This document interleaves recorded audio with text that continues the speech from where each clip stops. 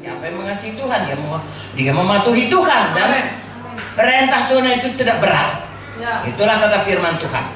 Jadi kita mulai mengasihi Tuhan dengan mematuhi semua apa yang diperintahkannya. Haleluya. Dan kita juga mulai mengasihi sesama kita.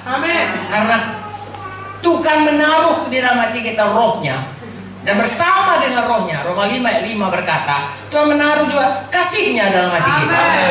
Jadi sesudah kita lahir baru, kita mampu, mampu berubah, sehingga hidup kita ini hari makin hari bekerja Tuhan dalam kita. Sepanjang kita mematuhi firman Tuhan.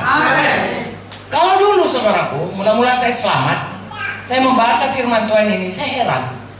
Karena sebelum saya selamat, saya berpikir begitu banyak persoalan dunia ini yang tidak ada jalan keluarnya. Ya, apakah sebenarnya maksudnya? Tapi sesudah saya selamat, saya baca firman Tuhan ini, saya tahu bahwasanya Tuhanlah jawaban dalam hidup ini.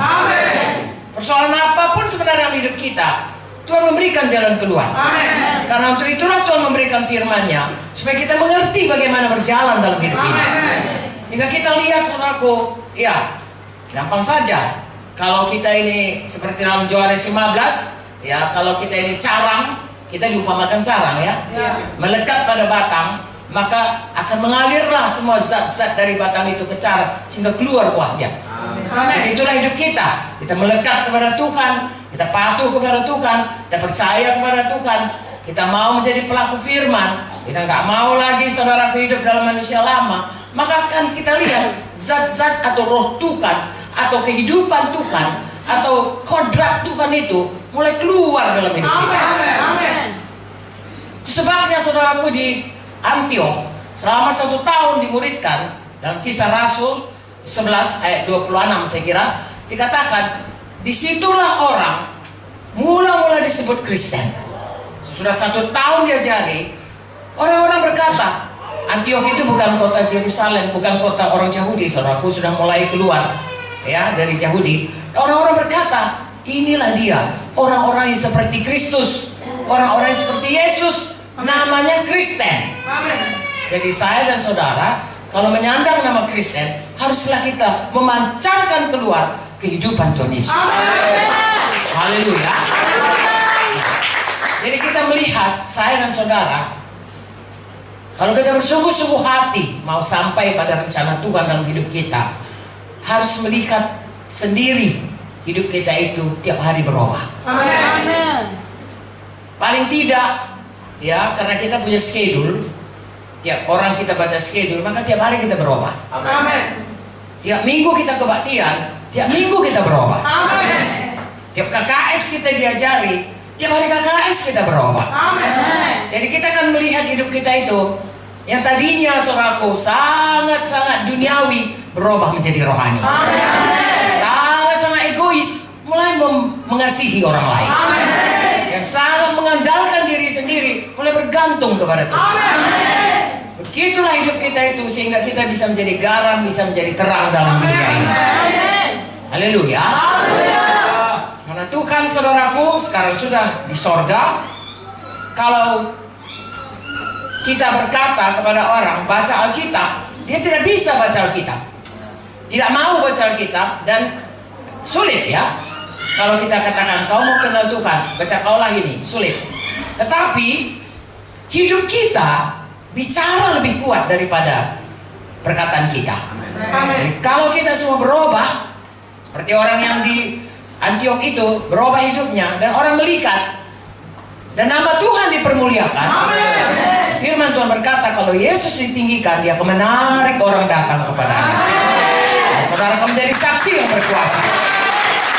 Haleluya. Nah, itulah yang pertama. Tentunya ini dipelajari. Ini saya ngomong ini kira-kira 15 menit begitu, ya. Tapi prakteknya seumur hidup, saudara. Dan tidak bisa dengan kekuatan sendiri. Itu sebabnya diberikan Tuhan Roh Kudus kepada kita. Ya, Roh Kudus memampukan kita untuk mematikan semua. Roma 8 ayat 13 berkata, ya, dengan Roh itu kita mematikan semua kehendak daging kita, ya, sehingga kita bisa dipimpin oleh Roh Kudus dan mengeluarkan buah Roh Kudus.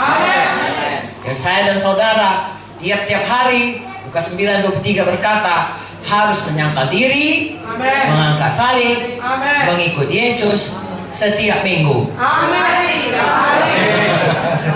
Oh, saudara masih bangun. Setiap hari. Amin. Ya. Jadi itu saudaraku bukan pekerjaan mudah. Pertama karena kita punya kehendak daging. Ya kan lebih enak jadi orang duniawi daripada kepada daging ini. Jadi orang rohani. Ya misalnya lah, kalau orang mengatakan yang jahat mengenai kita, kepingin sekali kita membalasnya. Ya lebih enak, lebih mudah dan lebih puas rasanya kalau kita balas lagi dengan membalas lah. Ya, tetapi Tuhan berkata, saudaraku harus mengampuni, itu harus menyangkal diri. Amin. Ya, begitulah manusia lama kita berbeda. Mungkin saudara tidak pemarah, ya, tetapi saudara mungkin suka bohong. Coba saudara, penyelidikan di dalam gereja mengatakan 90% orang Kristen masih bohong, termasuk pendeta. Itu bukan kabar baik, tapi itu bisa berubah. Semua kita berubah. Amin. Kalau kita baca buku Wahyu yang masuk ke Yerusalem baru, nggak boleh orang yang cinta dusta. Ya, buang itu saudaraku. Amen. Ya, Tuhan kita nggak pernah bohong kepada kita. Amen. Saudara bisa bayangkan kalau Tuhan bisa bohong, kita bingung ya. Kali ini Tuhan mau dengar nggak ya? Apa? Ya kali ini apa lain kali. Apalagi kalau pendeta pun berbohong. Orang berpikir khotbahnya yang itu kali ini bohong apa enggak ya? Iya kan? Jangan bohong, saudara. Ya, sebagai anak Tuhan, saudaraku, biarlah kita jadi terang, jadi garam. Harusnya orang berkata, dia anak Tuhan, kita bisa percaya padanya. Bos kita bisa percaya kepada kita. Anak buah kita bisa percaya kepada kita. Haleluya. Jadi saudaraku, seperti saya katakan tadi, ini perjuangan kita semua hidup. Kabar baiknya ada Roh Kudus menolong kita. Kabar baiknya yang paling baik, kalaupun kita berdosa, kita bertobat, kita minta ampun darah Yesus menyucikan semuanya. Kita maju terus kepada hidup yang lebih kudus, berjalan dalam kebenaran.